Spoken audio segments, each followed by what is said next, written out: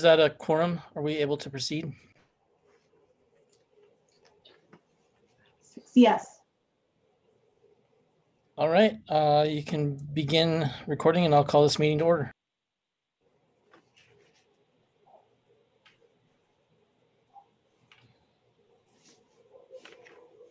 Good evening. This is a meeting of the Organized Residential Waste and Recycling Collection Citizens Committee. It is Monday, December 14th at 6 p.m. I'm Stephen Ward, chair of this committee, calling this meeting to order. Would the clerk please call the roll? Chair Ward. Here. Vice Chair Green, we knew he wasn't going to be attending.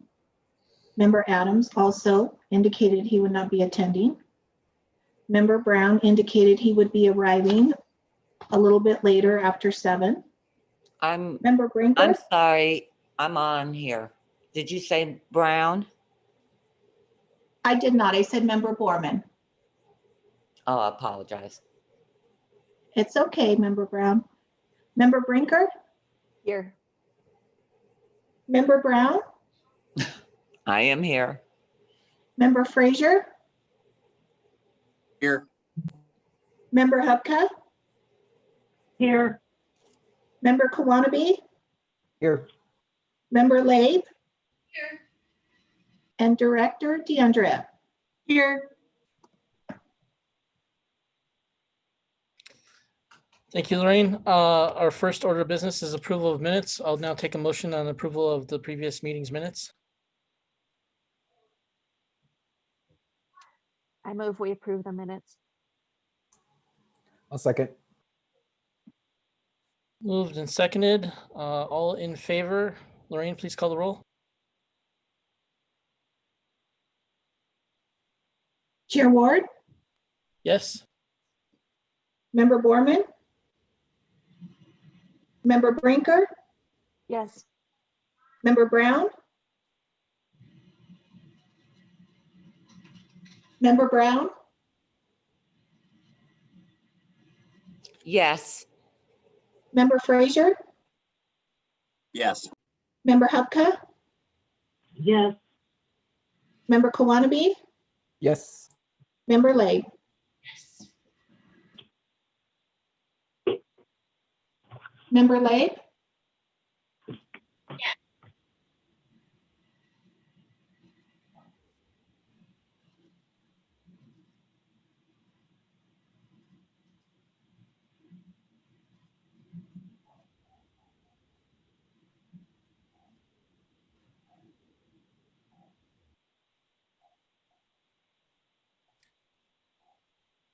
Chair Ward, did you hear Member Labe? I think I heard her say yes. Okay, thank you.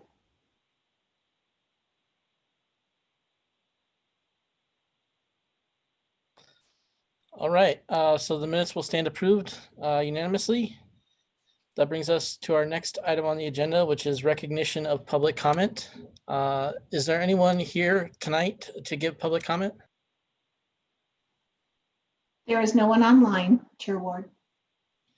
And did we receive any written public comment that should be shared with the committee? We did not. All right, so then we will begin with old business. Maria has a recap of the December 7th council meeting to share with us. Maria, you have the floor. Thank you.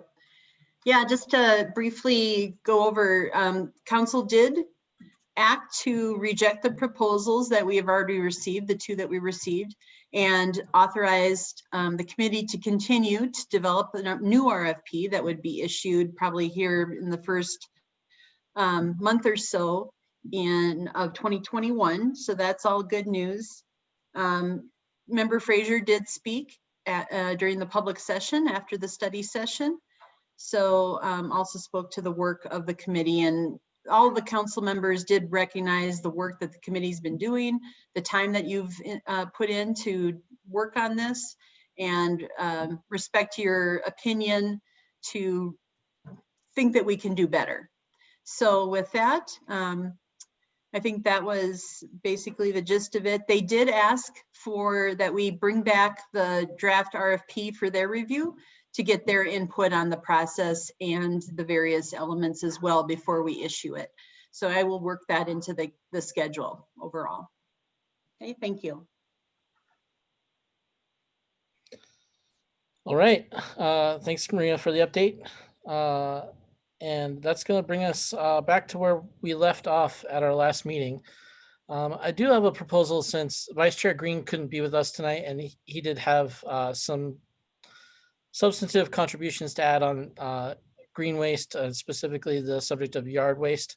I would like to skip that item on the agenda this week and move down to discussion of large item pickup. If at the will of the committee, if folks would like to blaze through that item this week, we can.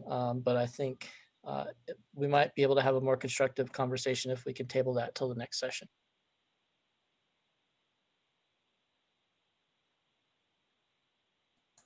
I think that makes sense.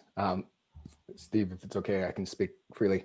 I think it'd be also important to capture the primary points that each of the members kind of wants to address. And I think green waste is obviously his hot button issue. And so price would be another one, recycling in those environmental concerns. So if we could just keep those top of mind, I think it would help drive these conversations. I concur. Thank you. So Maria, can we begin on the large item pickup section tonight? Yes, certainly. I'll start there. Let me just, I think I pulled up the wrong presentation. Do you guys see the one from November 30th, 2020? Okay, Yep. good. All right, then I'll move ahead to, yeah, we talked a little bit about composting and green waste. And so we'll move on to large item pickup and start from there. So the original RFP, the way that I had written it required large item pickup 2 times per year citywide. And the intent was that the service was to be provided either in the alley or at the curb. And that there was no additional cost to each homeowner, but included in that overall cost. So you're paying for it, but just not as a separate line item. And so we also made the provision that if you had something else outside of those 2 times per year, you could still work through the company to pick those up at your home, but it would be an additional direct cost to the household. But the benefit would be that there would be pre-established prices, so you would know how much it would be to get rid of a mattress or a stove or something like that. And this whole large item pickup thing was really important for KEB, Keep Englewood Beautiful, and for the city as well. So as we've talked about before, trying to reduce the number of dumped items, especially in alleys or just kind of open space areas, ultimately falls to the city to pick those items up because there's no distinguishing identification that ties it back to a particular person or a particular address. And so code enforcement really has their hands tied as to what they can do at that point. And so Public Works then is the one who goes out and picks up those items. We put them in a dumpster at the service center and then periodically haul that off. So there is a cost to us, both in terms of resources as well as monetary.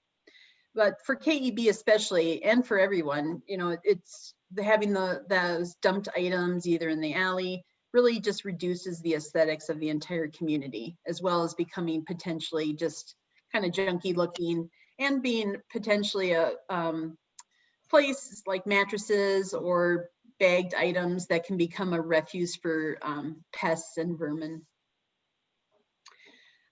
Interestingly, neither of the haulers kind of followed that protocol.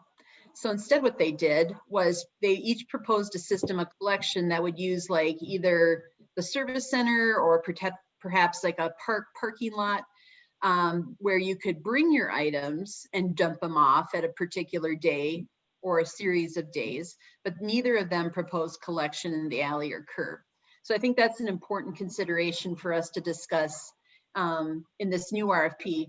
Do they like if that's the way we decided to keep it kind of similar to what the way I'd originally written it, then would we reject that proposal if they did not give us what we asked for, essentially? So with that, that's one key question. So should we continue in that same way to do these large item pickups? Is 2 times per year enough? Do we want to go maybe price it per event? So we could pick 1, 2, 3, 4, something like that.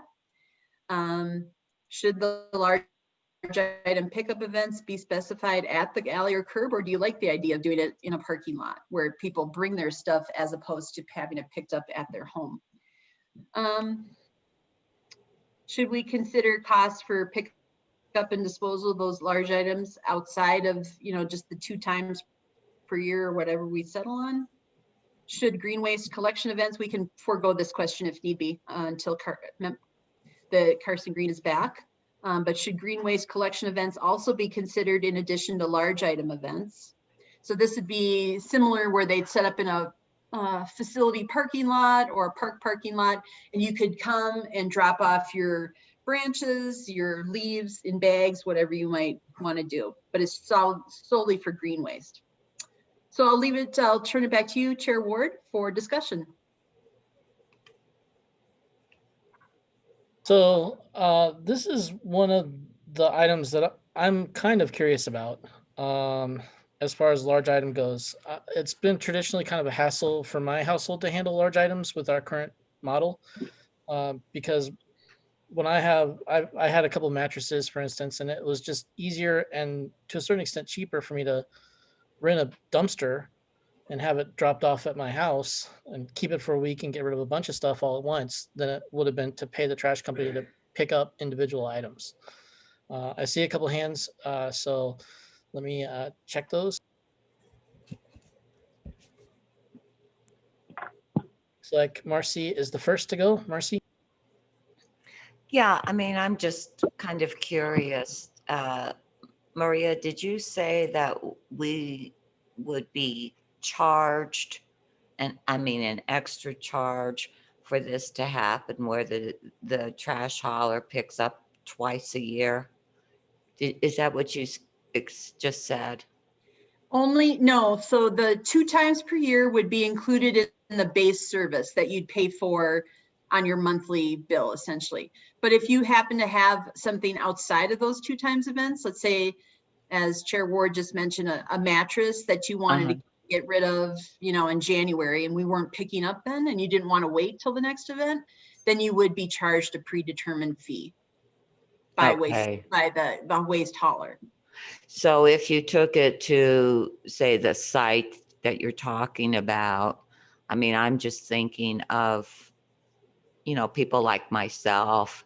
It would be pretty hard for me to drag a mattress or a stove over to another site. Exactly. Yep. And I think that's the real why I put it the way that I did is maybe your neighbors would come over and help you get it at least to the curb or out to the alley. But not everybody has a pickup truck or something that can handle that large of items, nor has the manpower to get it somewhere. Okay, thank you for clarifying that. That was also the part that wasn't responsive to the RFP, because if I heard you correctly, Maria, the original RFP spec large item pickup at households, curbs, or alleys twice a year, and the responses that came back said at a central location to be determined by the city. Yeah. So neither of them proposed what we intended for. Can All I right. ask, out of curiosity, Member Brown, what would you do if you had a mattress as things currently stand now?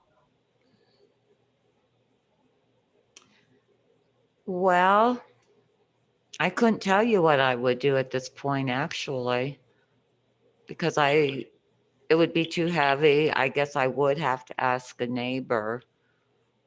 So I can't tell you what I would do. Yeah, that makes sense. All right. Brenda is the next with their hand raised. Hi, thanks. Yeah, I just got to thinking about the original RFP and how they didn't even offer to pick up large items. And when I'm thinking about that, I'm thinking that it's probably because it's such an ill-defined situation for them. And it kind of gets back to pay as you throw. You know, the company is going to, these companies are going to give us a bid based on, at most, 96 gallons at the curb or the alley. So when we start talking about throwing everything else in there, I can see why they really want something more defined. Now, I would hire somebody. I can call the trash company to say, come get my mattress. What is your fee? Or I can just call some junk dealer, what have you. None of us are going to get it picked up unless we do otherwise. What I don't want to see happen is that people from neighboring jurisdictions decide that, well, those people just pay for large item pickup, so let's just start dumping more in their alley.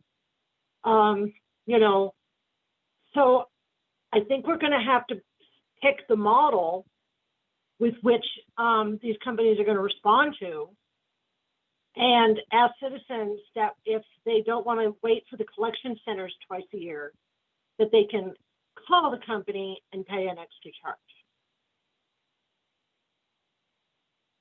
That's what I will lower my hand now. Thank you, Brenda. Kanji, you're next. Yeah, I just had a question for the director. Do we have any metrics as far as the amount of money and or time that Public Works is picking up large items that are unidentifiable? I think that'll drive the conversation as far as the number of times that we would need to do this. Certainly. So I think I haven't measured for 2020, but in 2019, we had 163 requests for pickup in alleys for various items. Of course, that's scattered, you know, throughout the year, and it could be anything. But I actually also, the code enforcement manager, Dave Lewis, reached out to me this week, and he would actually like to be placed on the agenda, if possible, for our next meeting to talk about just the amount of debris that they're seeing in the alleys that's increasing. So he may have some more quantitative or qualitative data to give us feedback on that for Perfect. More like 2020, because he's seen a significant increase, he says. Okay, that's interesting. Thank you. Thanks, Kanji. Jeff, you're next. Yeah, I just think this is a tricky one, and I'd be really curious what issues, probably some of the issues Brenda touched on, but this seems like one of those real service level things that I know Carson has touched on, where I'd love to see an increase in service, if possible, to be able to pick up large items from people's household. Now, if that had to be on the street versus street or alley, I think that's a reasonable approach, because some alleys might be crowded and might be harder to deal with large items in the alleys. It also might lead to, hopefully, less items ending up in the alleys sitting there. But this one, you know, I think it would be a huge benefit to folks if we could at least have once a year an opportunity for them to have large item pickup at their house without bringing it to a centralized location. I'm certainly open to hearing more facts about this and what's kind of driving it from the trash haulers perspective, because I think there may be some things we don't understand there that we could potentially craft around in an RFP. But I do think this is an area that there's some real upside for citizens here. Thank you, Jeff. I agree. I think there's a significant opportunity to address this in open discussion with the haulers. I wonder if the reason why they didn't respond the way we asked them to is because of cost, or if this large item issue is actually one of the cost driving factors that we're dealing with that we haven't really considered. Christine, you're next. Thanks. I definitely see the importance of this, and I see keeping Inglewood Beautiful's perspective on this as well as code enforcement. So I'm weighing the pros and the cons, and I have a few disparate, unrelated comments on it. One is that some people still won't want to keep their large items for up to half a year and will either pay for it to go sooner like they do now, or will dump it like they do now. So we'll probably see some improvement in the amount of stuff dumped in the alley, but it won't be 100%. And then I wanted to mention, I think either one or both vendors did give a per item price for times when you need a large item picked up other than the large item events. I don't know if it was $40 an item or something. I couldn't look it up on the fly. So regardless, there will or there should be still the option for people that want to have it picked up sooner rather than wait for an event, whether that's in a parking lot, whether that's curbside and alley side, or whether it doesn't happen at all. They will and should still have that ability. So in that case, it won't be a reduction in service if it goes away. But we are looking at a possibility of an increase in service. So to conclude then those thoughts on time up together, I don't think it hurts to include it in the RFP. Probably I would say as is 2 times a year. And again, specify that we would like it curbside or alley side. I would also like to make clear in the RFP here as well as everywhere that we'd like to see essentially a menu of options that we can choose from rather than having to accept a bid all or nothing. Because I think that this could be something that we weigh once we see the price of it, or again, see if they're still refusing to offer curbside or alley side. And it may be something that we end up cutting for cost savings, because we've heard feedback that every single dollar counts, and our goal in reissuing the RFP is certainly to get the cost as low as possible. But we do want to take the full slate of options and then go to the cutting board after that.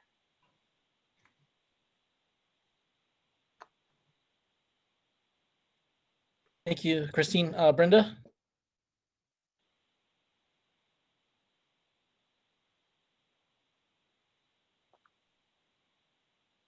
Brenda, if you're talking, we can't hear you. Oh, sorry, forgot, wrong device. I totally agree with Christine. We ought to make a motion to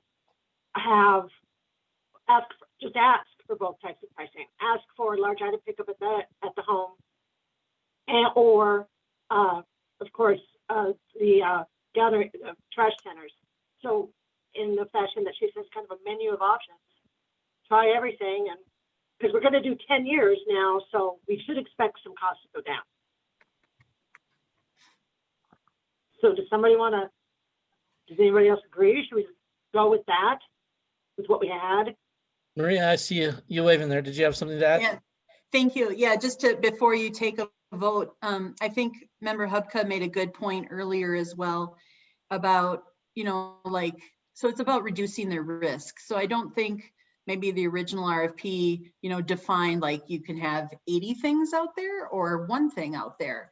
And so to minimize their risk, or at least put a boundary around how many items they might pick up or the volume, I think it would be helpful maybe to add that in too. So maybe it's limited to X number of items, and or we pay based on like a dumpster load, like they take it and put it in a container or a dumpster, and then we pay per load, as opposed to just this service that's per year or 2 times per year. That might help them define that better. So thank you.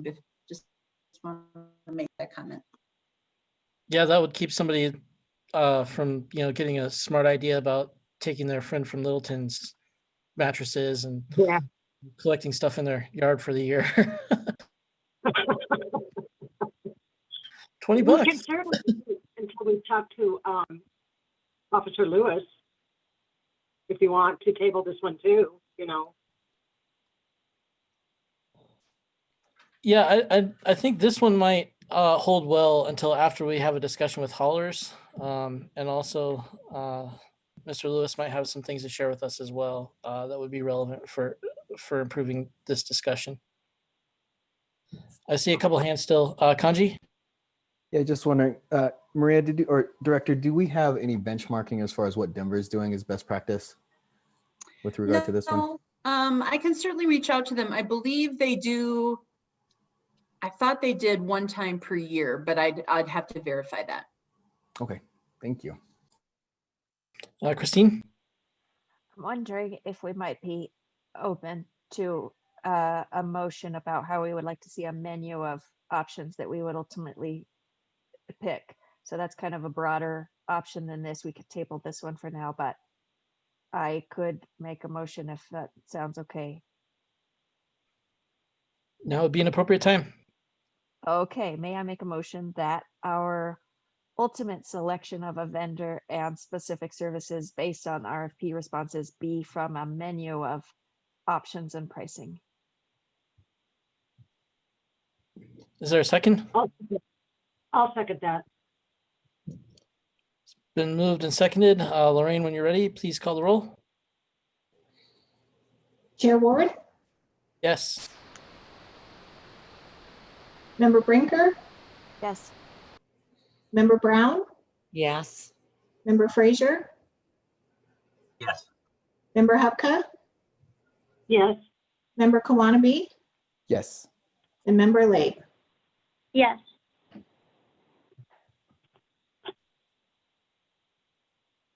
Christine, did you have something to add? No, sorry. All right. So unless anybody else has any other contributions, I think that'll conclude the large item pickup discussion, at least for now, and we can move on to equipment.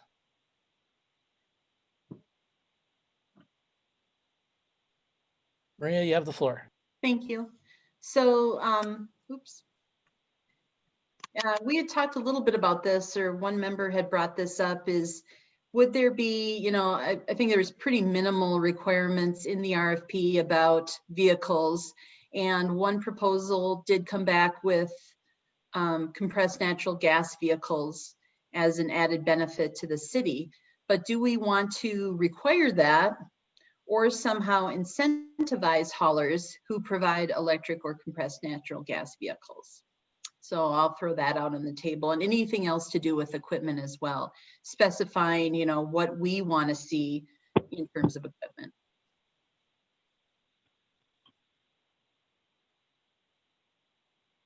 No one's raising their hand. Christine?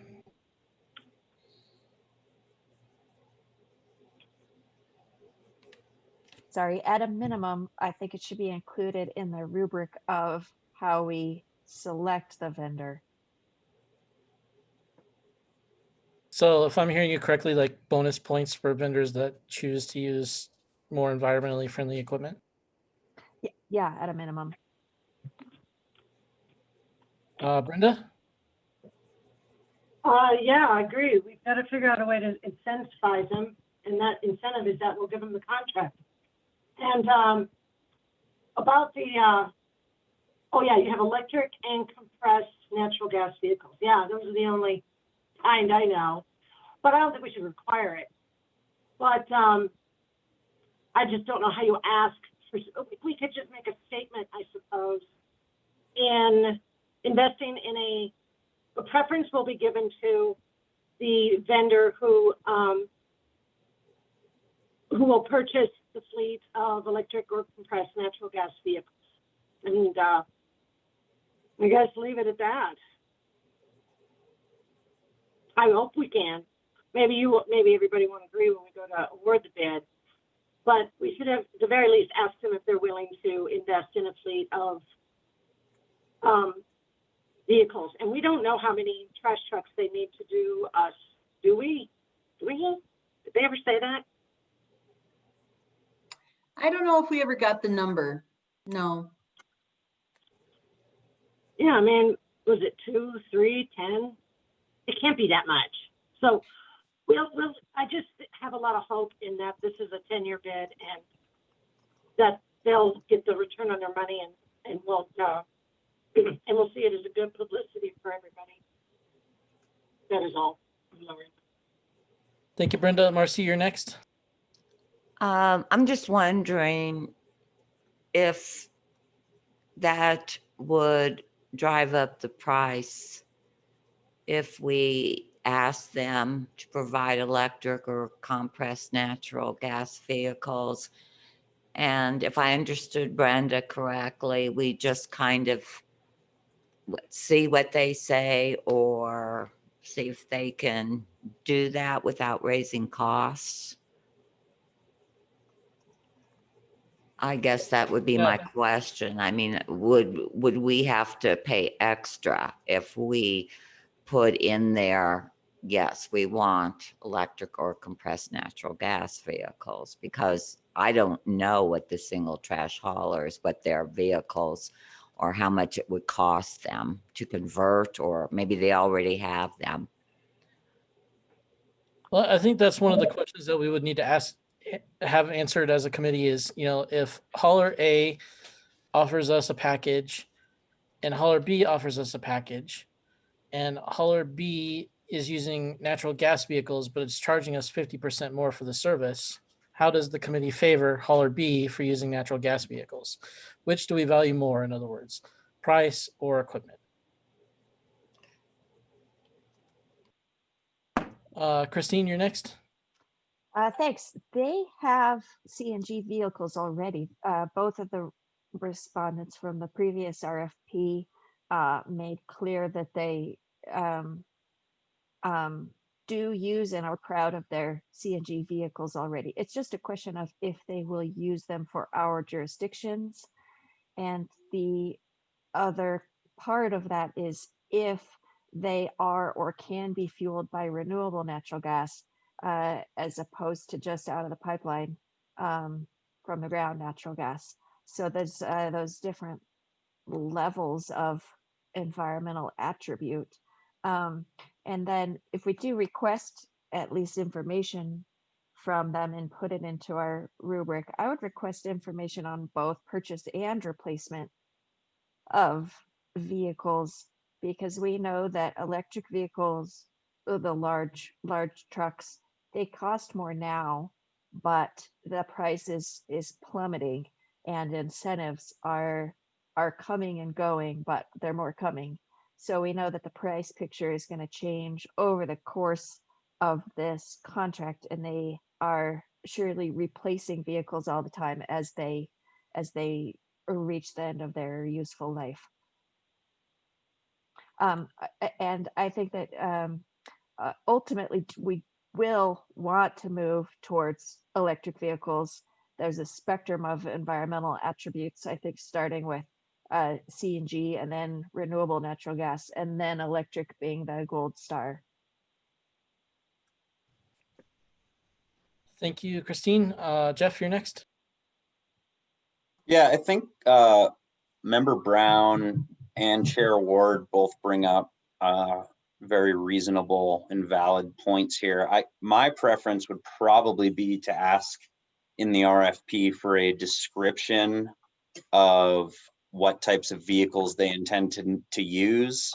We can, certainly say the more sustainable the option, the more we'll like it, but I wouldn't make that a deciding factor necessarily, because there's so many variables at play here that it's hard to choose just one that's the most important. I mean, at the end of the day, a single trash hauler, we have to take a step back, would remove a whole bunch of trash trucks off of our streets that are burning gas, diesel, whatever they're using now. I would love to see electric, and I think it's worth asking, as Member Brinker mentioned, for their plans for replacement, especially if we were talking a longer term 7-10 year contract potentially here. I think that's a very important data point, as the costs are plummeting on more sustainable options. So to me, I'd just ask for the information rather than making a specific deciding point here.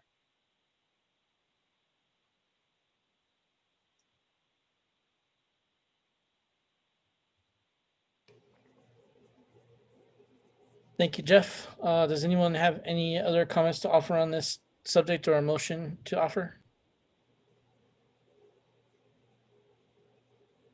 I would, if no one else is ahead of me, Chair Ward, I'd make a motion. How about it? I'd make a motion for any RFP to include details on the types of vehicles used by the trash haulers or proposed to be used by the trash haulers, and their plans for vehicle replacement or upgrades, for those details to be included in their bid. I'll offer the second on that. Lorraine, if you would go ahead and call the roll. Chair Ward, Yes. Member Brinker, Yes. Member Brown, Yes. Member Frazier, Yes. Member Hupka,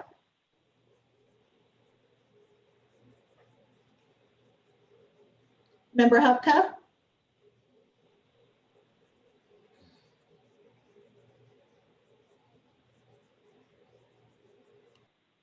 Member Kawanabe, Yes. Member Labe, Yes. Member Hupka,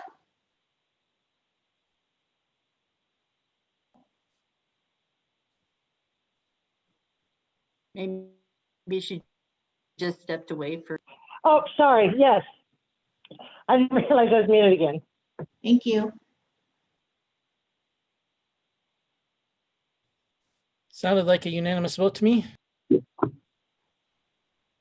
Correct. All right, so I think we can move on to the next. I do see, I'm sorry, Christine, you have your hand raised? Thanks. I would like to see if I can make a follow-up motion that as a committee, our ultimate rubric for awarding the contract include, among many other things, the environmental attributes and the emission profiles of the trucks. I'll second that. All right, it's been moved and seconded. Lorraine? Chair Ward, Yes. Member Brinker, Yes. Member Brown, No. Member Frazier, Yes. Member Hupka, Yes. Member Kawanabe, Yes. Member Labe, Yes. 6 yeas and 1 nay. All right, are there any other motions?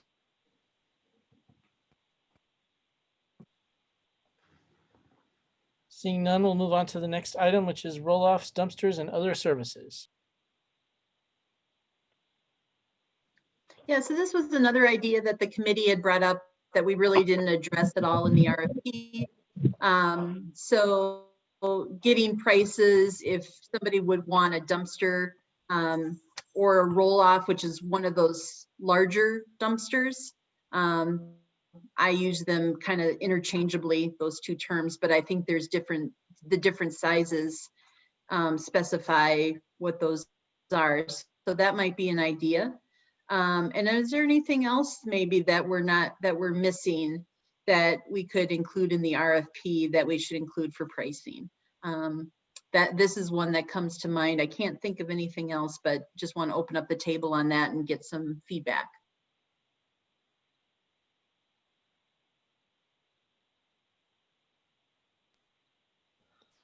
Kanji? Yeah. This is another product. I think I've seen those canvas bags as a pickup possibility as well. So just probably another Yeah. option to add in.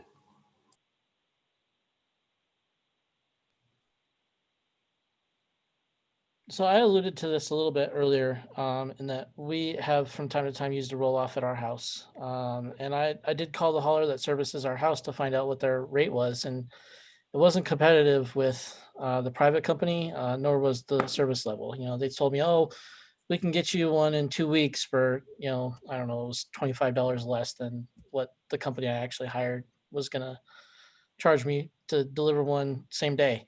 So I think I see a little bit of a push-pull between large item and this roll-off service here. I don't have any problem with including both of them in the bid, but I wonder if they might not be redundant to a certain extent. Steve, how Yes. much was it? It varies. The number that comes to mind, the first time I ordered one, was about $280, something like that, for like an 8-yard, something like that. It's in the $300 range, but you can fit a lot of stuff in one of those things. A lot of stuff.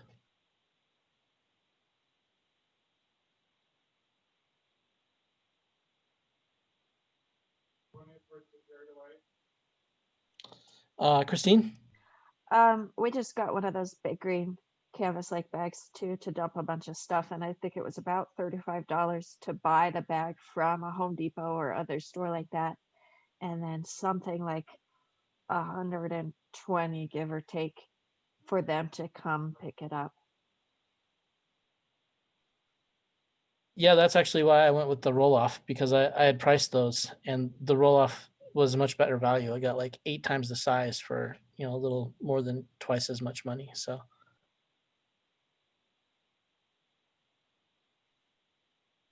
does anyone have anything to add on this? I support including pricing citywide for these services in an RFP. I think that's a good idea, and I think it might also help with the menu option as an a la carte type thing. Do we want this? Do we want this?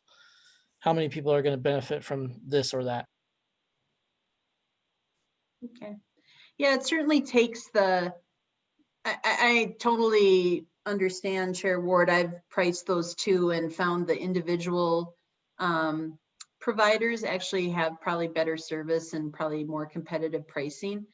The benefit of this might be is, it's kind of one-stop shopping for people who don't do that very often. And here's a place to call. You don't have to call around and get prices. You know what the price is going to be. I think that would be the benefit. And also, I think a little bit of cooperation with your neighbors. This might be an opportunity to meet your neighbors. You got a 12-yard for the price of an 8. Maybe your next door neighbor has some stuff to go in there too.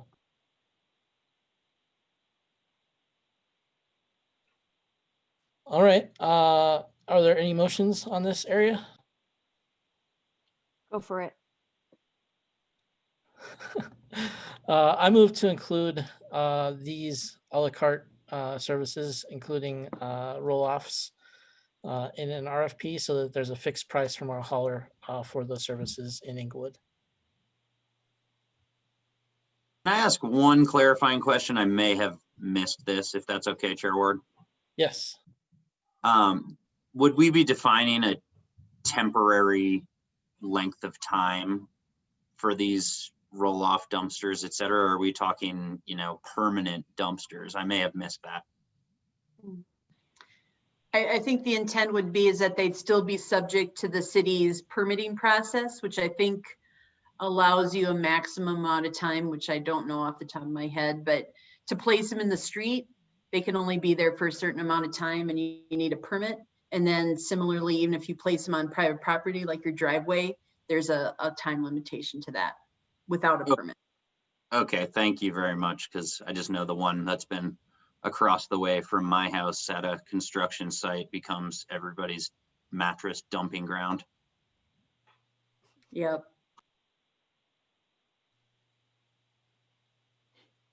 So is there a second for my motion?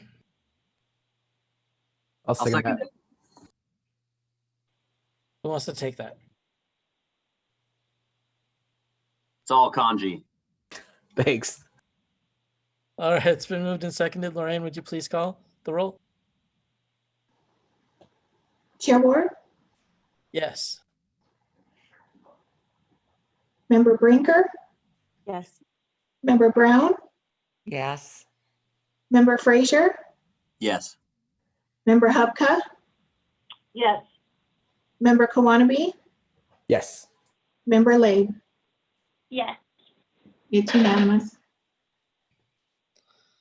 Thank you. Jeff, I see your hand raised. Did you have something to add to this section? Nope, lowering. All right. So that brings us to new business part B, RFP elements and contractual items.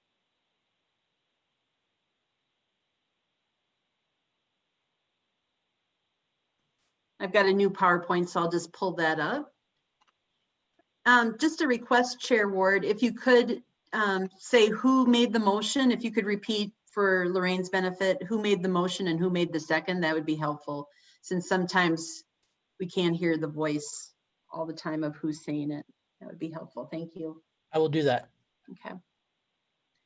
So this is our second part of our ongoing agenda here. So we're going to talk about, these are now more, so what we talked about is how the service is provided and what language will go into the RFP. And we can certainly come back to some of those items in the future, but now we're going to move into the second part, which is contractual items. So how do we want to word the contract, if you will, of things that we want them to, not so much service, but how we would go about carrying out the contract and having the hauler carry this out.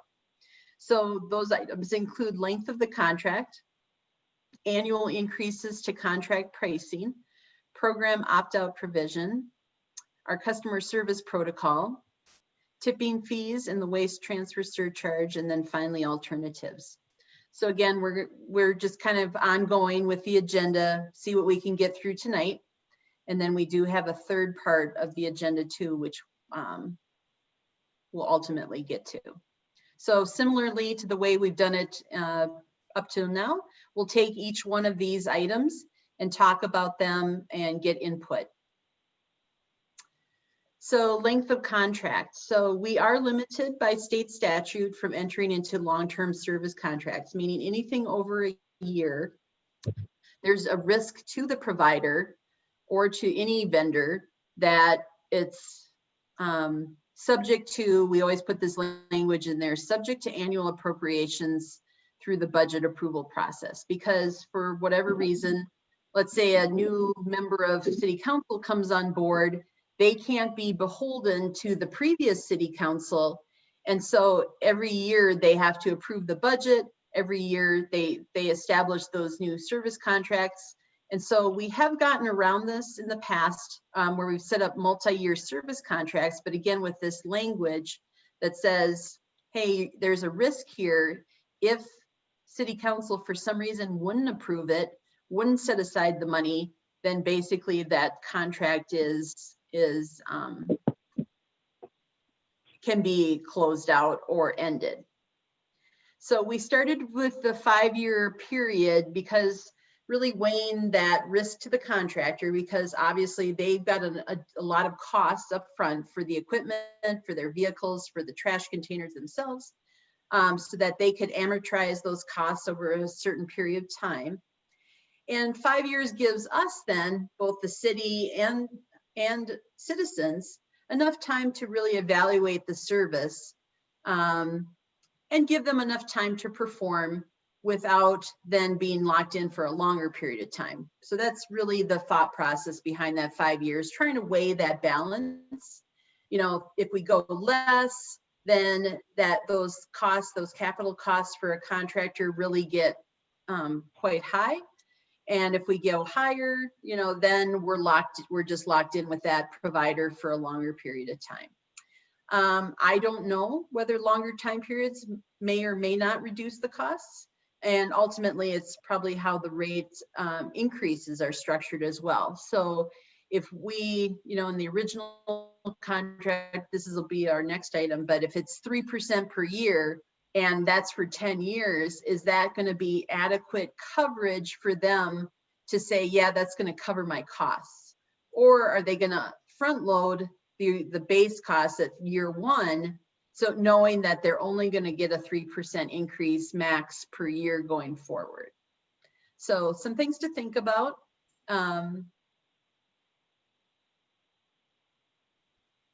Cost around a 7 or a 10-year contract, and weighing that with the overall goals. Do we want to be locked in for that shorter, that length of time? Or we could consider a shorter time period, possibly as a trial, knowing that the costs might go up because of those higher upfront capital costs for the haulers. So with that, I'll turn it back to Chair Ward again. Thank you. I see 2 hands raised. The first is Brenda. Right, okay. Well, first of all, if we know that the cost will probably increase in a 3-year contract, then we know that the cost will go down due to capital costs in a 10-year project or 7 years. But if you've ever been in a service contract, and I mean any contract like Comcast or Verizon or any of those companies, do they offer you the same rate of monthly if you don't agree to 1 or 2 years? No, they don't. They incentivize you so that they can plan on having your business for N number of time. And they give you, let's say, a modem. They give it to you. You have an option to rent, but most of the time they give it to you because in a 2-year contract, because they know they'll get their money back after so many months, and you run away with the modem, let's say. So let me just say, at all times, contracts are cheaper when you do them at a longer term. That's one. Now, two, about this budget thing, I kind of had the impression that this was all funded by city fees. So what comes out of the city budget? Is that the personnel management of this service?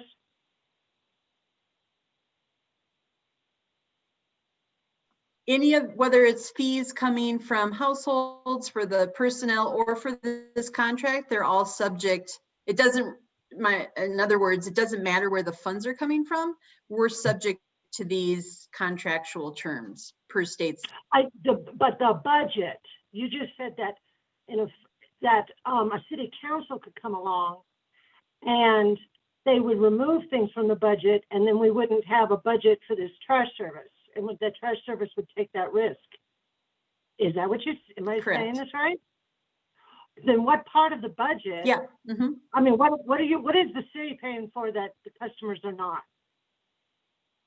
Was that personnel? Again, it doesn't, no, it all go back to the household. So this would be cost neutral to the city. The idea would be is that households. If I'm it's sorry, cost go ahead. neutral, then it's not in the budget, right?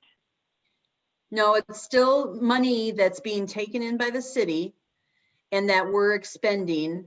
And so it's still subject to those contractual terms. Well, yes, it's a contractual terms, but no city councilman's going to come along and in 5 years and say, henceforth, stop the trash service. I mean, it's a 10-year contract. It's a 10-year contract. There's not a chance that we're going to break the contract after 5 years, right? So Well, can I jump in here for real quick and share some of my expertise on this subject? The term that's used is actually a term that's in Tabor, which is multi-year fiscal obligation. And so a contract with a service provider would be a multi-year fiscal obligation. And council can't enter into a multi-year fiscal obligation without a vote of the people unless there is an annual clause in it that allows it to be canceled by subsequent councils. That's my understanding of that process. So either way, whether it's a budget issue or a Tabor issue, it plays in. It's a multi-year fiscal obligation that the city would be committing to, and they can't do that unless there's a vote. Okay, well, just let me close with that. We have an RFP for 5 years and the pricing was awful and only 2 carriers offered pricing. So we have to think what makes it more attractive to bring more competition and lower the price. So that's why I'm telling you that a 7 to 10 year contract would be beneficial to those overall goals. That's all over my hand. Gotcha. Thank you, Brenda. Jeff, you're next.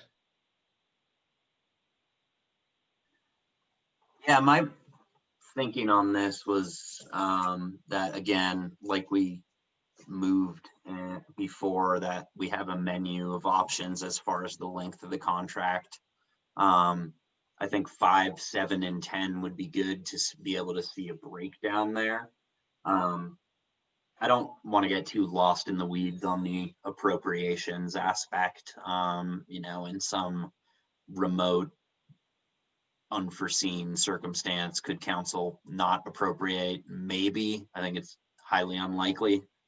To me, if you're going down any of those lengths deals, the really important part of the contract itself, not the RFP, but the contract, is termination language to me. If they're not performing, the city needs an avenue to terminate or place the hauler in default and apply financial penalties or terminate the contract. To me, I think that is absolutely key if we do get to the point of signing a contract here, that be negotiated aggressively with these haulers, because they're going to get the benefit of having an entire municipality to their advantage. And sometimes termination, I've had a number of contractual disputes in my work, and having the opportunity to default and terminate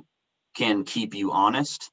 So it's rarely executed, but it can be very valuable in negotiating or keeping a contractor honest.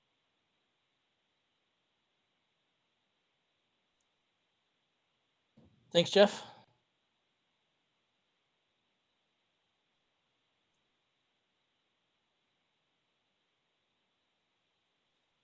Anyone else? Brenda, I see your hand raised again. Yeah, I have a question, and this is for Maria. Can we have, I thought the RFP was per number of years. Can we have an option of 5, 7, or 10 years in our contract, or are those separate RFPs? I think we can. Again, I think it's how we write it out. I have talked to the city attorney a little bit about this, and it's certainly your purview to, go for a longer time period. It's not that we can't do that. I think it's just then the wording. If our intent is to basically get a lower price for a 7 or a 10-year contract, that we be clear about that, and then ask them what the offsetting costs or consequences are about that. So it might take some more text for them to write in about that, but this is certainly something I believe that we can do. Right, I imagine then if we can do this, they would have like 3 columns or 2 columns. Please provide all the pricing and the rate structure for a 7-year contract, and of course another column for 10 years. That's kind of how I see that going. Yes. Mm-hmm. Thank you, Brenda. Christine?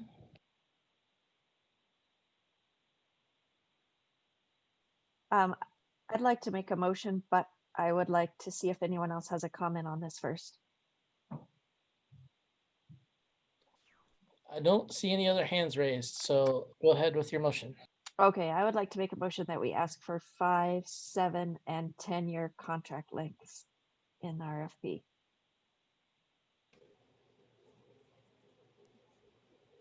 I'll second that.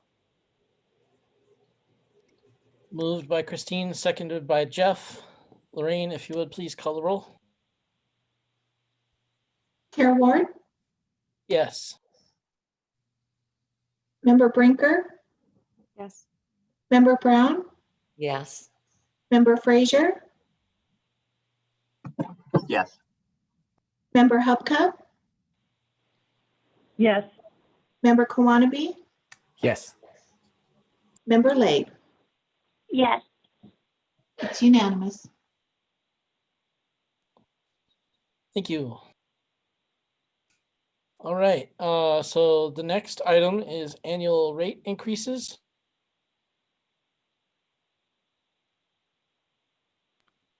All right.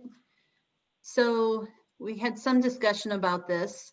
So the original RFP, which is pretty standard for the public works, again, and for multiple year contracts. I had never heard that term, Chair Ward. Multi-year fiscal obligation. I had to write that one down. So for other contracts where we've entered into multi-year fiscal obligations, we often put in this provision where it's either an X% annual increase or the Consumer Price Index, CPI, for the Denver, Aurora, Lakewood area. Sorry about that, there's a typo. This Consumer Price Index, if you type this into Google for the Denver, Aurora, Lakewood area specifically, then it will come up with a specific number for that CPI. Other metro areas, let's say New York, Los Angeles, Houston, have their own CPI. And the idea is that within that geographical area, that this is the way that prices are increasing over the board, and therefore represents for that localized area how much cost of goods and services is going up. So then it defaults to whichever is less. So we could default to whichever is more, if that's if this truly the CPI is a more accurate representation of what their increase is. So the idea is that they're paying for labor and resources and materials, and therefore they should at least receive that amount of increase per year to cover their costs. One of the proposers did prefer that the CPI be tied to the waste industry as a whole. So I tried to look that up. That was a little bit more nebulous because there's several CPIs related to garbage services, garbage hauling, waste hauling, you know, you name it. And so it was a little bit, if we went that way, I'd want to be very specific about which one it was, and then how we, or what website we would look at to determine what that CPI actually was, so that there was no, you know, negotiation or dispute about, well, I'm looking at this website, you're looking at this website, and there's two different numbers there. One of the proposers also stated that 4% was more appropriate, but they were open to negotiating that point. So again, you know, how do we want to structure this within the RFP? Should we make changes to the rates? As I mentioned, should it be the higher of that one? Should a higher or lower percentage be considered? Should we change the CPI to be one not so much location-based as an industry-based one? And I'll turn it back to Chair Ward. I would just mention as well, in relation to the 7- and 10-year contract, again, they're going to hedge their bets.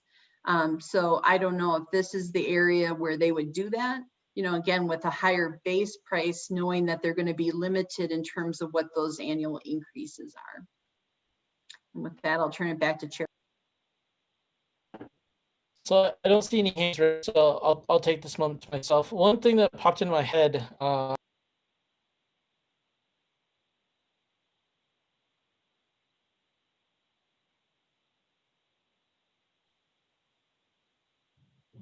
Did we lose him? I think we lost you. I think we lost him. Wait for him to come back.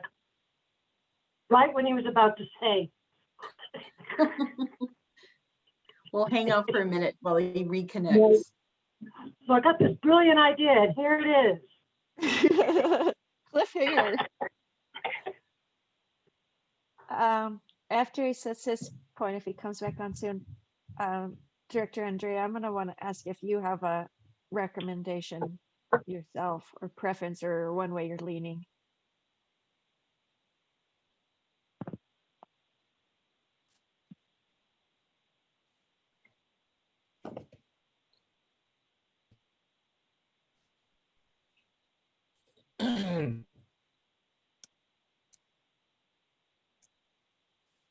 Are you back, You're back? Steve? I think we lost you there. yeah, I'm sorry about that. I'm not sure exactly what occurred there.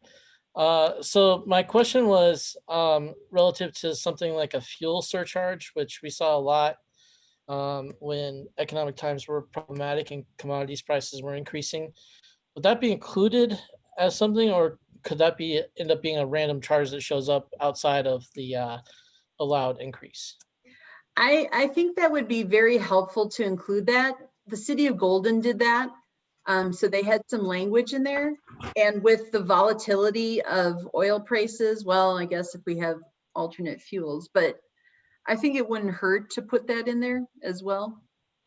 If we don't have electrical or CNG vehicles, that we make some provision again to reduce their risk so they don't build up the higher base costs by including that fuel surcharge language. Right, there's kind of a push-pull there, I think, between having an expected amount of money that your rate can increase, but also having the trash company's ability to ensure continued service when economic conditions change. Yeah.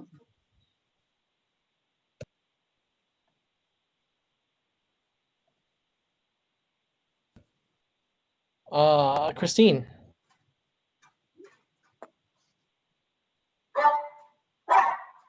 So maybe the industry specific CPI.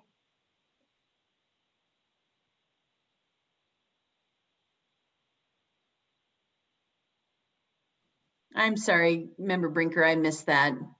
There was barking on my end. Sorry. Let me ask Chair Cherundry, what if you had a recommendation, what you would do, or what your preference, or if you're leaning a certain way? I know, I'm having a hard time answering that. Usually we've never gotten any negative feedback or, alternate language on this type of language. So just the fact that they've specified this makes me hesitate a little bit. So I think it might be more appropriate to make it the higher of the two as opposed to the lower of the two. So if the CPI for the local area is truly, 5%, then maybe that's a more accurate reflection than just going with the flat 3%. And they could come back and argue, and it's like, well, why did you even give us the option if the CPI truly reflects what is going on in the area, then why are you, it's a false option basically. So I think I would make that change.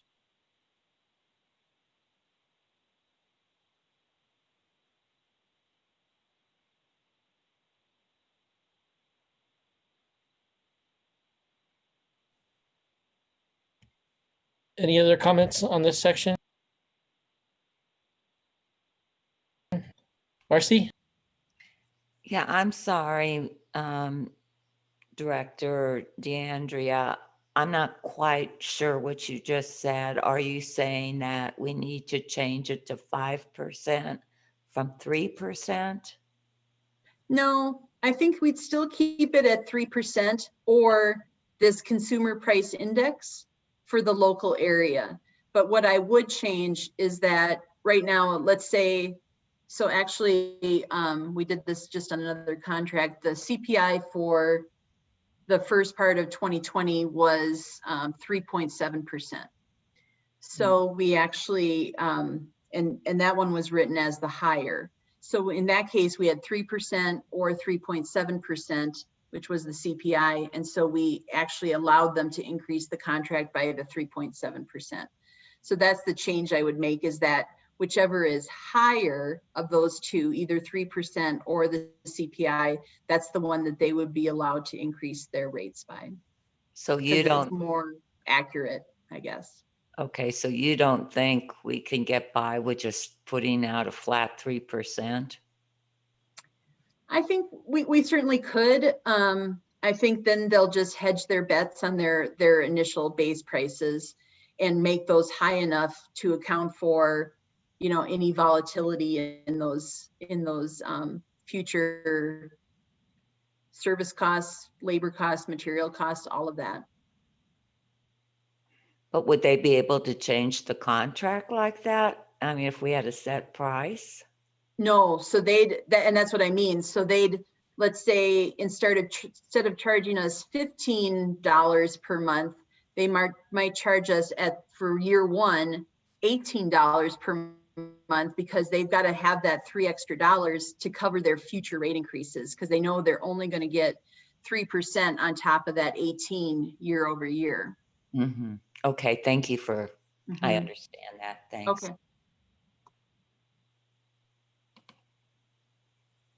Thank you, Marcy. I see Christine again. I think it's fair.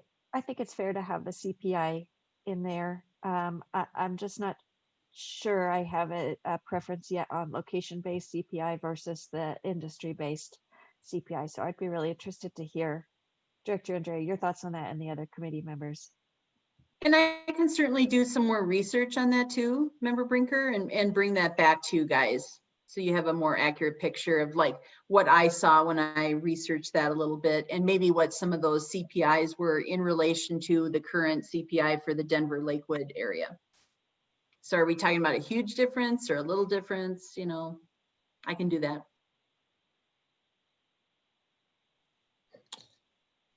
All right, Jeff. Yeah, I think it might be worthwhile to table this discussion for a future meeting if we have a little bit more information. And, you know, the only other thing I'm thinking here is it kind of depends on the length of the contract too. What rate increase we're talking about. I'd argue for a lower one for a longer term contract. I've read a lot of, you know, private trash hauler contracts, and 3% is pretty typical for like a 1-year term with an auto renewal, or even longer than that from what I've seen at least. But if we were signing a 10-year agreement, I'd want to try to knock that down or tie it to CPI as we've been discussing. So I guess I'd move to, I don't think it needs a motion actually, but my preference would be to wait, see, figure out as much information as we can get on this, and then make an informed decision in the new year.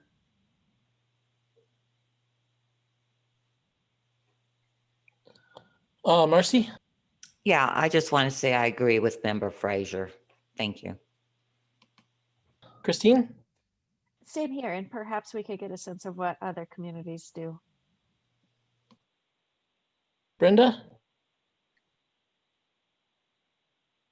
I agree, we need more information. I've never had this in the service contracts that I've signed. And I think it's like Jeff says, if it's a 10-year contract and they know they're going to get that an annual, there'll be a fluctuation in our population at best, but then if, let's say if we became more dense, well, then they would get more money, right? Or if there was a recession, then they wouldn't, and suddenly the town emptied out, then they wouldn't have to go to as many homes, and thereby they wouldn't have as much labor. I'm not really sold on that we need to have such a high CPI, especially if we're going to ask them to not use gas energy or oil energy. So I don't know.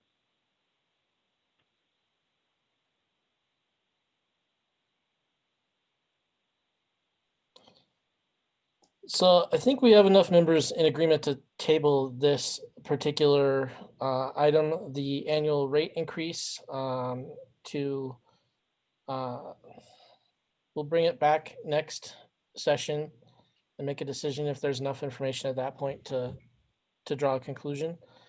I am not going to take a vote on that because I think we have a majority unless anyone wants to object. If you object to that idea, you can go ahead and raise your hand now.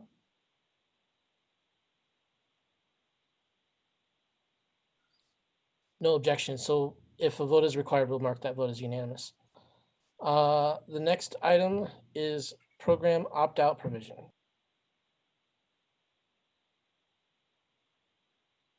All right, again, just a brief overview of where we were.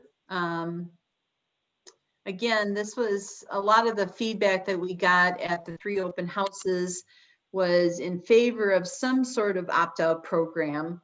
You know, how we structure that, I think, was left open, but that they, from just a principle standpoint, that government should not require people to basically have a monopoly. So it was included in there as an opt-out that basically allowed households to not participate in the program if they could provide written documentation that they have alternate service from another provider. So that might be an invoice or a service agreement or something like that. And so obviously that would add to the staff effort to manage that. One of the issues that came out that we knew about going into this is how do we estimate how many people might actually go for that? I tried to be, I don't know if it was conservative or not, that about 2.5% or 240 out of those 9,600 homes would say, no, I'm not going to participate. I don't know if that's high or low. You know, would 240 people go through the hassle of, you know, getting a different service provider, bringing their, or somehow submitting their bill to the city so that they can prove that they're not in the system? And would it really, as we've talked about before, would that really provide a lower cost at all? And does it ultimately undermine the overall program of how we're trying to reduce vehicles on the street, reduce the number of vehicles, increase safety, and reduce emissions? We would have really no control over whether those people wanted to do recycling or not. And so those are some of the considerations that I think went into this. And so again, I think the proposers, one of them said, you know, no way are we going to, you know, take that burden on, that risk, if 500 people decide not to participate in the program, then they're stuck with a lower number of households that they've based their cost estimate on in order to spread out those capital costs. So that one said, the city has to pay the base fee for all 9,604 households. And then it's up to us how to determine how to allocate those costs back out through the program. So those are some considerations to think about. And then as far as discussion, you know, should there be an initial 1-year period where all households have to participate so that we get basically, don't even talk about the opt-out program until year 2. Then we implement something like that. That way, each proposal is based on the full 9,604 number of households. So, you know, should we even opt-out provision? I guess maybe that's the first question. And then if so, how do we structure that? What kind of, again, how can we, by providing some more boundaries around how that program looks like, how do they ensure that their costs are met and are covered? So with that, I'll turn it back to ensure that their costs.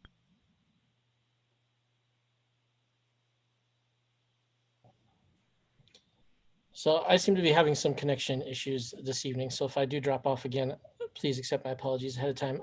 Jeff, you are the first with your hand raised.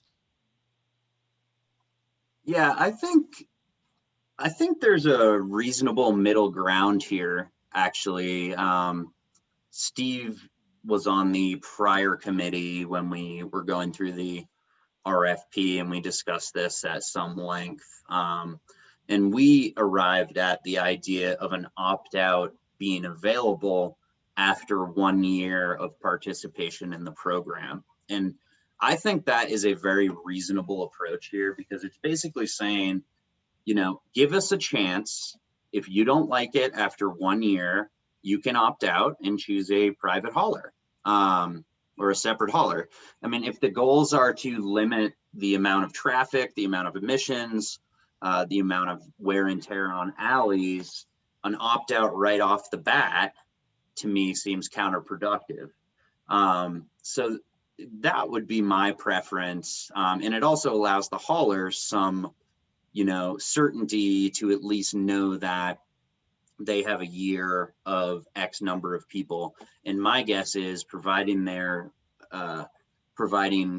solid service, which I hope they would be, because we'd have these new penalties available that weren't available previously if they weren't doing their job, that people would be satisfied.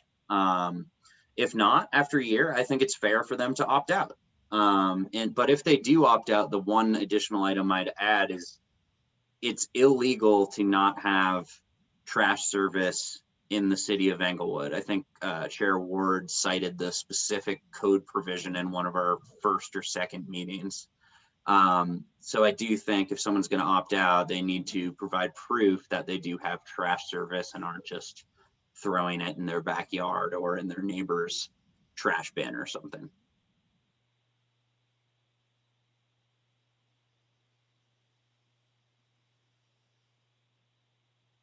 All right, Marcy, you're next. Yeah, I'm sorry, I have to disagree with Member Frazier.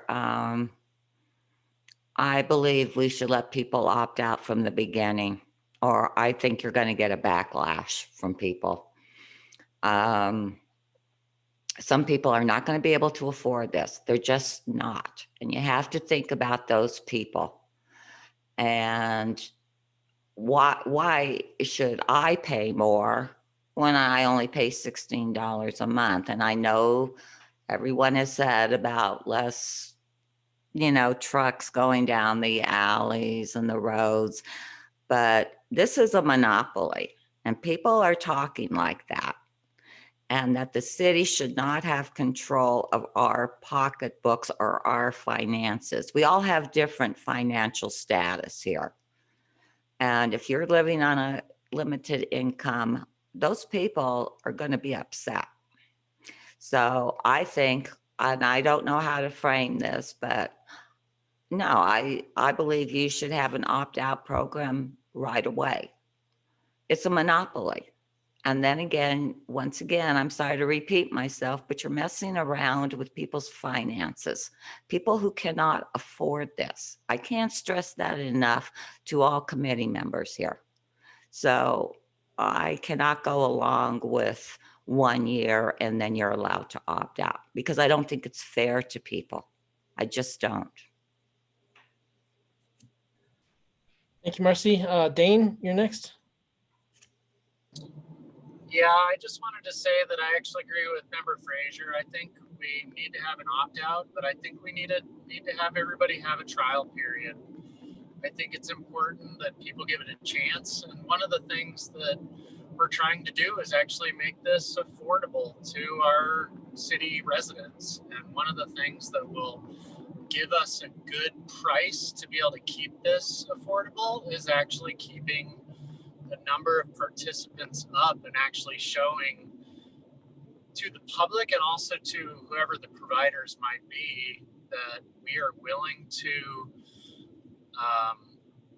give them a chance to make this right, to also make it affordable and useful. And if they don't prove themselves, then they deserve to be opted out from. But I think, especially if we have good enforcement of penalties for poor pickup or for other infractions that they might have in terms of customer service, I think we're more likely to have more people stay than not.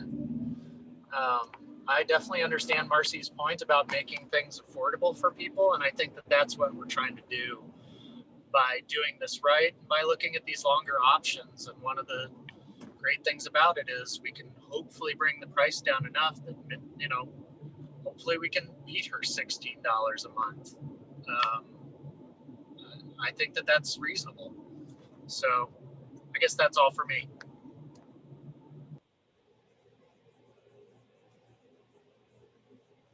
Thank you. Kanji? Yeah, I agree with Jeff as well. But Marcy does bring up an important point. I think it's a good one to remind ourselves that we also want to build in a support system for those folks that can't afford it. And so it just would be a point to keep in mind of the assisted services that we'll be creating for that one.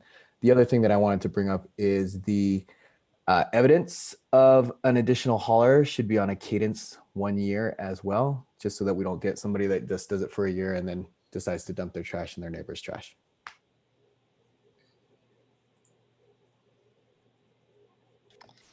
Thank you. Jeff?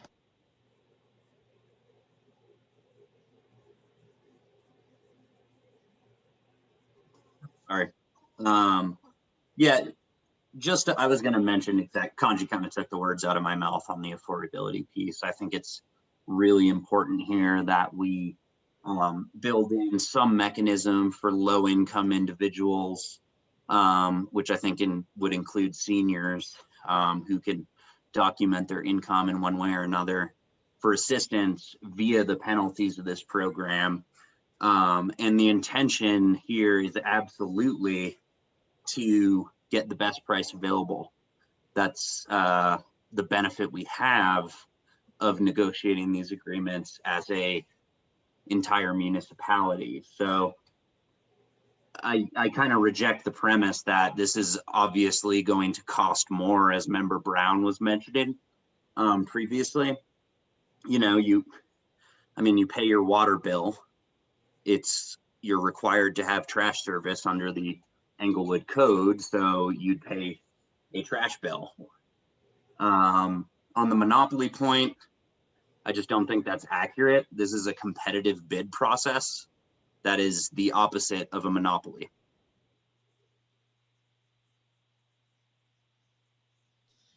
Thanks, Jeff. Marcy? Well, I see it differently. Sorry, but I do. You can control your water bill by not using much water. You will not be able to control this bill.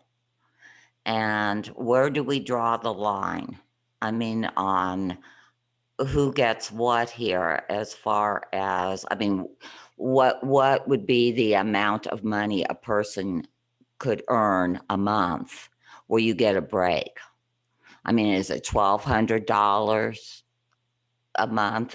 Is it $1,500? And then you take into consideration single people with children. I just am against this whole thing about you not being able to opt out for the first year. I don't know what else to say. I do think it is a monopoly. How can it not be? Yes, we're getting competitive bids, but you're telling people what they have to pay. And people don't like that anymore. They've seen the high rates of water that council continues to push on us. And then they're going to see, oh, now, it's going to go up 3% plus or whatever we decide, plus an administrative fee, plus we're hiring 2 people full-time plus a part-time person. It makes no sense to me. And I think that maybe, is there any way we can take I don't know exactly how you would do this, but maybe ask all citizens if they wish to opt in or opt out. Then you would have a base for how many people want to opt out.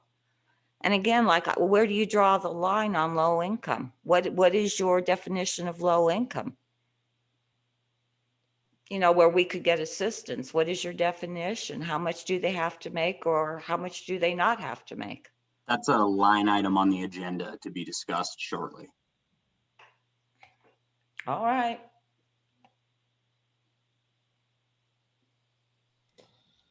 Thank you, Marcy. Does anyone have anything to add to this section? I'd like to make a motion if possible. Please do. Yeah, go ahead, Jeff.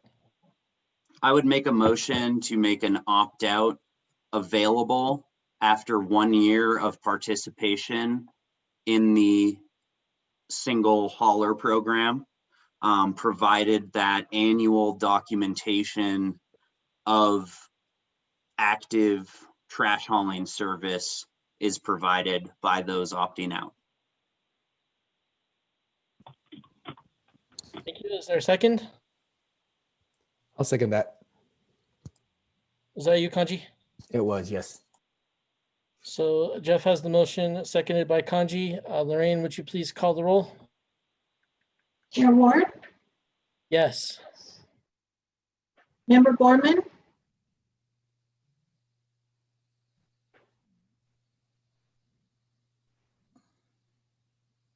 Member Borman, Yes. Member Brinker, Yes. Member Brown, No. Member Frazier, Yes.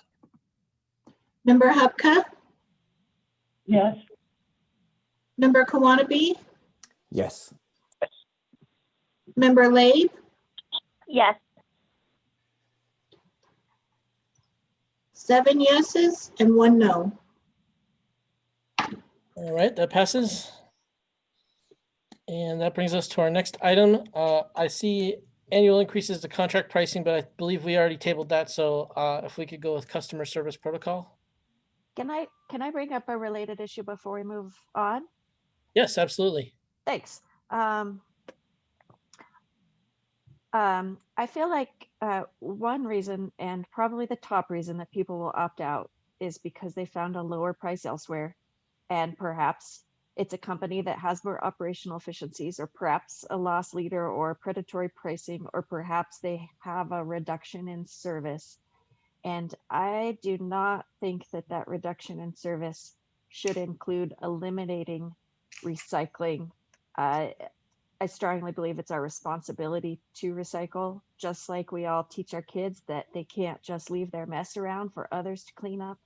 We can't just leave our waste for our kids, grandkids, great grandkids to clean up, because at the moment we have a trash crisis. We have items that are be around for tens of thousands of years, and every day we're adding more. So the reason I bring this up is because I would like to make a motion that in order to opt out, you provide proof of both trash and recycling from another licensed hauler. I know there's going to be strong feelings about that, but I feel strongly about that as well. Well, how are we going to, who's going to enforce that? How are we going to enforce that? And if So I they think do that would opt be out after discussed. 1 year, then, I'm Sorry, sorry, well, I think that would be discussed subsequent to that. But right now there's a motion on the table for, if I heard correctly, a requirement that any opt-out prove that they have trash as well as recycling. How are you going to prove that? I don't even understand that. Yeah, that question was already asked. We're going to handle the motion on the table first. The how is not relevant here. What we are dealing with is the what. I second that. This is Kanji. So the motion has been introduced by Christine and seconded by Kanji. Lorraine, would you please call the vote? Chair Ward, No. Member Borman, Yes. Member Brinker, Yes. Member Brown, No. Member Frazier,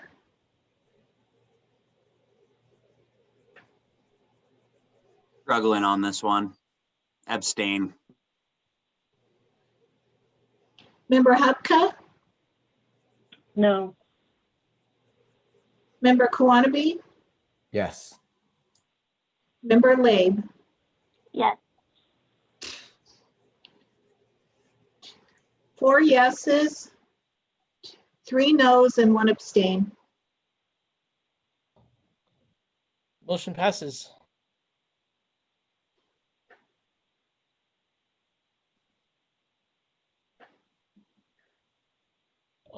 Is there anything remaining to be contributed on the opt-out before we move on? All right, we'll move on then to customer service protocol. Maria? There are 2 hands up, Chair Ward. I'm sorry, I did not see any hands at the time that I called that. I see 1 hand, Marcy. Again, I'm just going to ask maybe Director DeAndrea, where do you draw the line at low income, Maria? Yes. How do we, kind of form that? Or I'm losing my words tonight, but I'm trying to figure out, where does that income lie? I mean, Yeah, so before you answer that, Maria, Marcy, as Member Frazier pointed out earlier, that is actually an agenda item that we will be discussing later. oh, I apologize. Yeah, it's not on tonight, Member Brown, but in a future agenda, we'll be talking about that. Okay, because I didn't see it on the agenda tonight. That's Yep. why I keep asking, so I'm sorry. No, you're fine. 6C under RFP elements, the third item is senior citizens / low income program.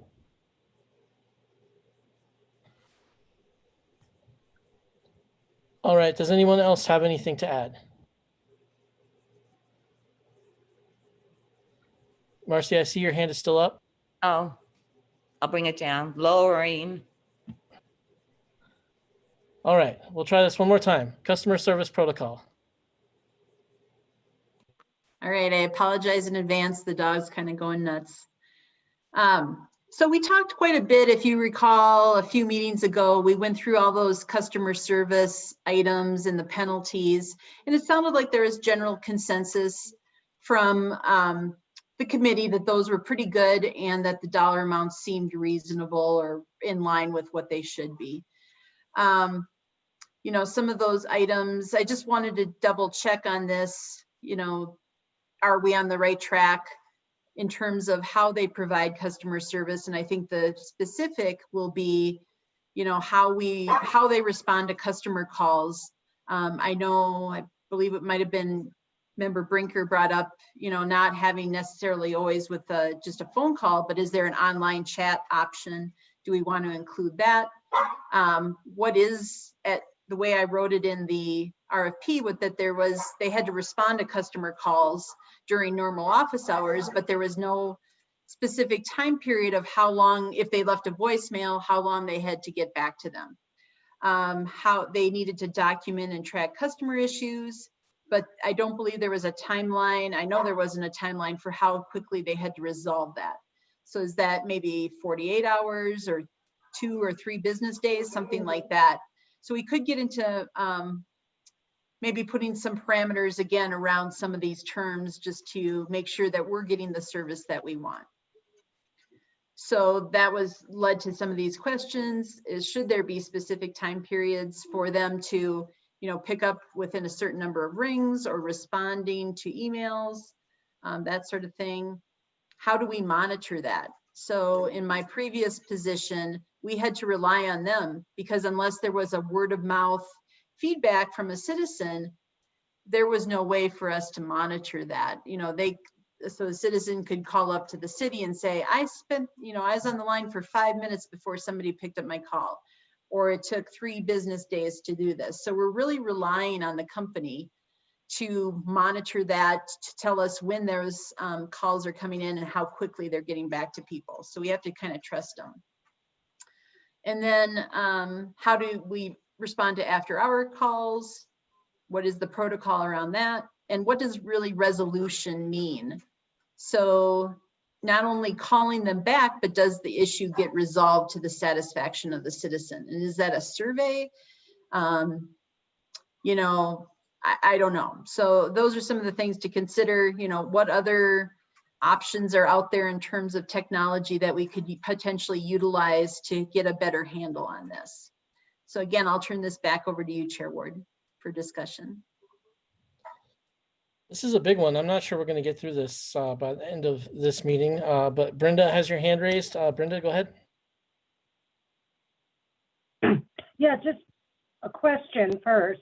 I just want to clarify that we will have city personnel, hired for this. So is this for our vendor and the city, or are we directing all our customer inquiries only to the vendor? Or what are we? What is and the second point I would make is, what do other cities do for a service level agreement? Do they require emails, or are these companies even set up for chat? You know, most of them are just a phone.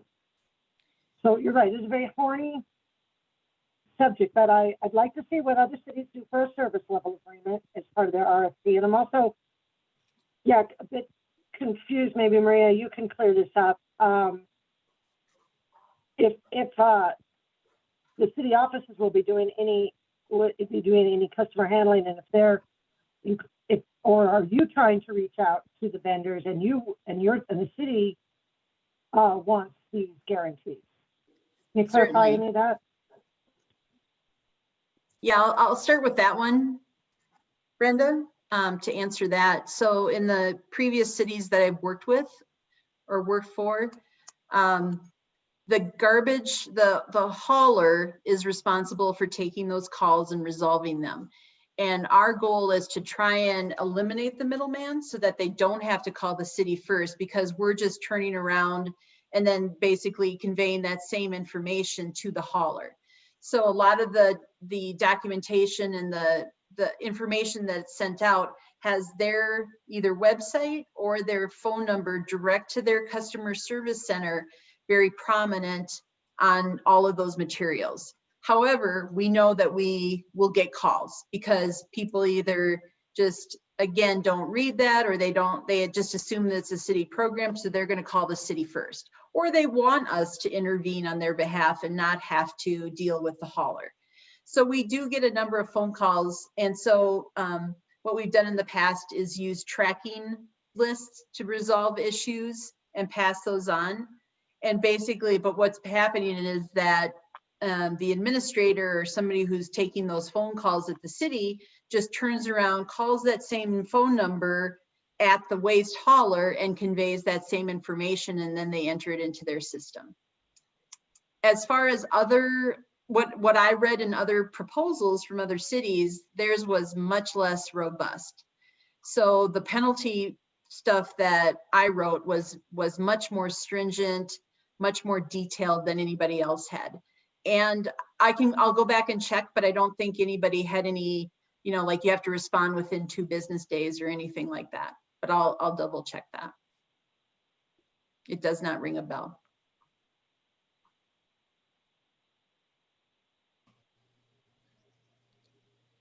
Brenda, did you have anything to add? Your hand is still raised. Oh, well, I'm lowering, but maybe we need to review and so that we can, what you put up there again, Maria, so then we can, agree with it or, change it. But I don't remember having any problems with what you put out. I'll just leave it at that. And if you read their proposals, they all pride themselves on customer service and getting back to people quickly. I think again, those or what do you call them? The comments that we got through both the survey process and the meetings was that, oh, I wait forever, or I get transferred to a call center in Arizona and they don't know anything about what's going on in Englewood, Colorado, and they can't service my account, or they're doing it wrong. And so it's how do we overcome that and make that a better experience for our customers if we were to move forward. I know in a previous job, I had also tried to specify that they have a local calling center here, at least in Colorado, and that they will not provide that. So they've got their network established, whether that be in Arizona or wherever. And so we're really at their mercy to try and then have a better script about when somebody calls from Englewood, how does that customer service representative look up the specifics of our program, our contract, and respond effectively to that citizen's complaint.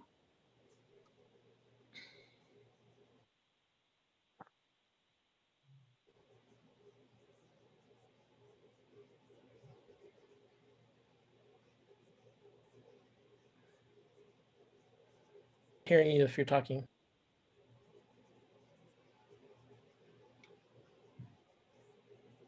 Who did you call in? I didn't hear. Member Brown, Marcy.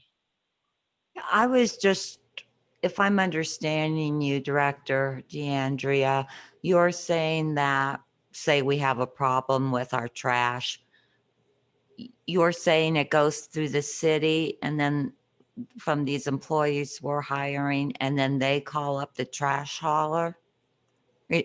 I'm sorry, is that what you said? It could go either way.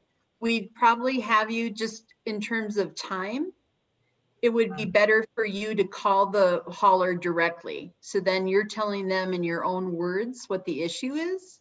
But we know for a fact that people don't always want to do that. So we would also be set up to take those calls at the city and then just simply turn around and pass them on to the waste hauler. I guess that just kind of sounds repetitive a little bit to me. And then what, maybe this isn't on topic, but what are the duties of the people we're hiring? Yeah, so that's more will have to do with billing issues. Okay. Because we're gonna take that piece as well as overall management of the contract. So let's say, you know, negotiating these points, well, they'll be negotiated, but talking with them on a regular basis, resolving issues at that high level as opposed to individual homeowners. That hopefully if things get elevated where you don't get resolution, let's say on your issue, Okay. that there's somebody there.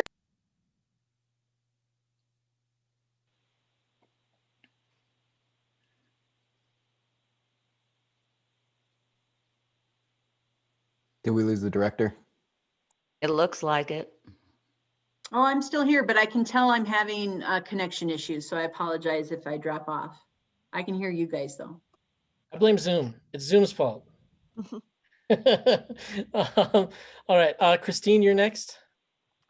So if the customer service requests and complaints first go to the provider, I would probably like to see email and chat support on both their app and website. I don't think a phone number these days will cut it. And I think if Vice Chair Green were here tonight, he would also bring up his previous request for a very simple form that someone could fill out to say, for instance, missed pickup, here's my address. And I think that that's reasonable as well.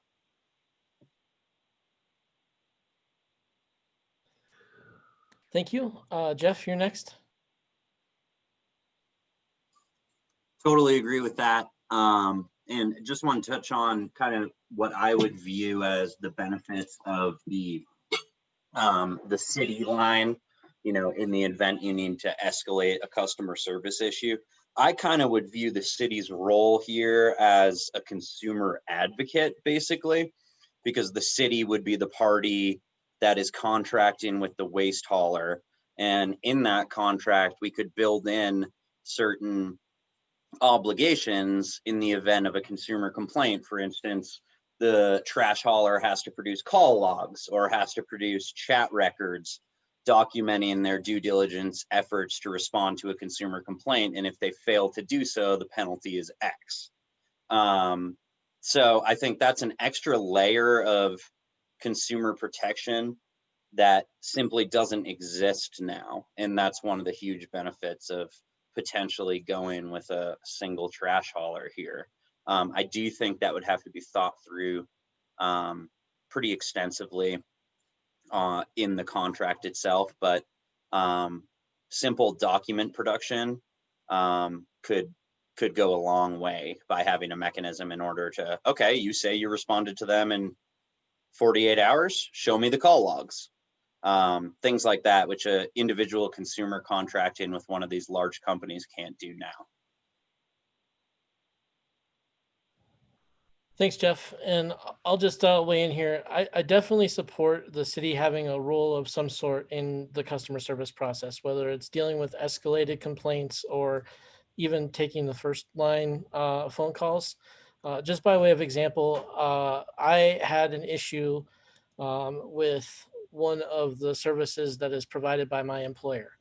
And I pay the company for this service, and the rate that I pay is set by my employer. So it's a relationship very similar to the one that we're talking about now. And I called the company over and over and over again. I wrote them a letter. I escalated it to management, and I was not getting any movement until I got a hold of the person who maintains the contract for my employer. And less than 48 hours, I had the service that I was demanding. So there's often a large difference between a company dealing with an individual consumer and a company dealing with the person who decides whether or not they get to keep the contract.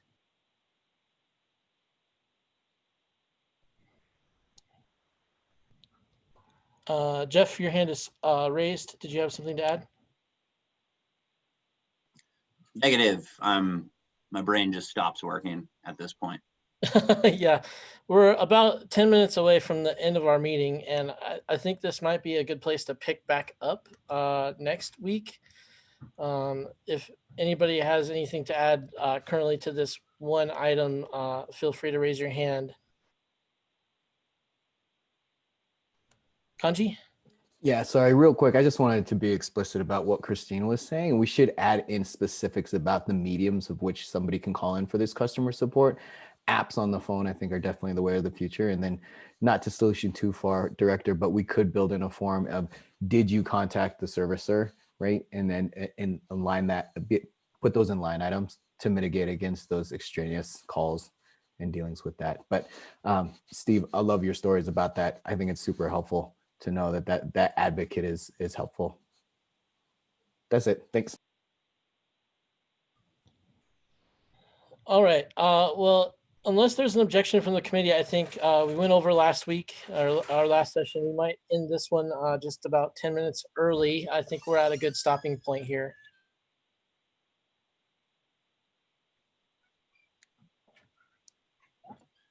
Maria. Okay. Do you want to confirm our next meeting, Steve? I don't know if everybody's going to be available on the 28th.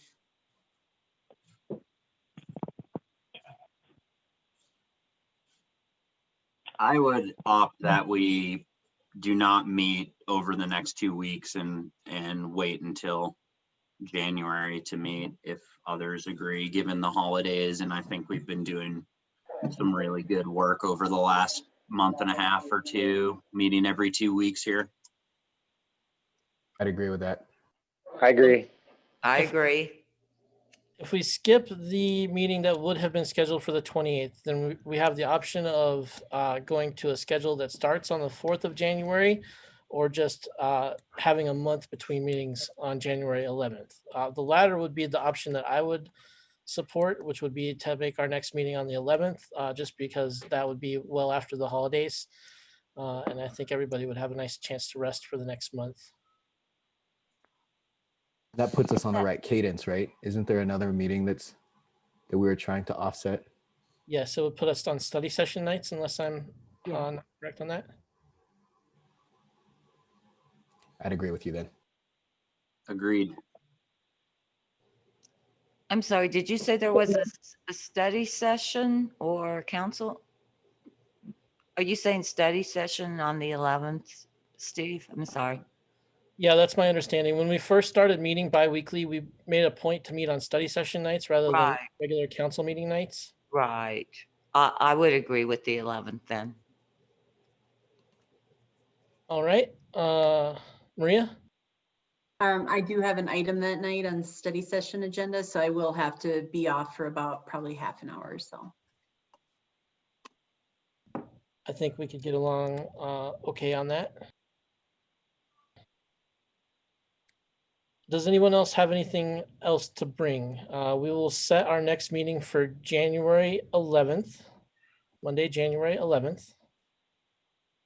And we will continue the agenda at that point. We'll back up on the agenda and cover composting and green waste when Vice Chair Green is able to be with us. And then we will move right into the customer service protocol. So if everybody comes ready to discuss those items and the remainder of what was on the agenda here, we will do well. I would like to make a motion that we all have happy holidays. Seconded.